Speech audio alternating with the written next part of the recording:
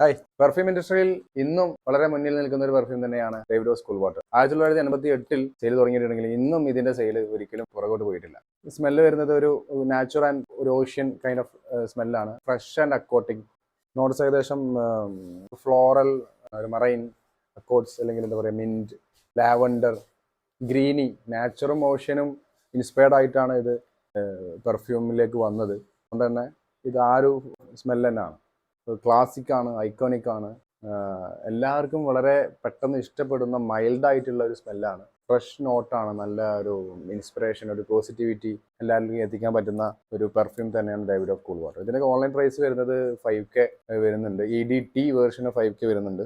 ഇത് നമ്മൾ റീക്രിയേറ്റ് ചെയ്ത് കൊടുക്കുന്നുണ്ട്. ഇതിൻ്റെ പ്രൈസ് വളരെ കുറവാണ്. DM ചെയ്യാം പ്രൈസ് അറിയണമെന്നുണ്ടെങ്കിൽ. അതുപോലെ അതിൻ്റെ 8 ml ഒക്കെ പ്രൈസ് വരുന്നത് വെറും 100 റേഞ്ചിലാണ്. നിങ്ങൾക്ക് കൂൾ വാട്ടർ പരിചയമില്ലാത്തവർക്ക് പരിചയപ്പെടാൻ വേണ്ടിയിട്ട് അങ്ങനെ ഉപയോഗിക്കാവുന്നതാണ്. ഇനി പരിചയപ്പെട്ടവർക്ക് 50 ml 100 ml ബോട്ടിൽ അവൈലബിൾ ആണ്.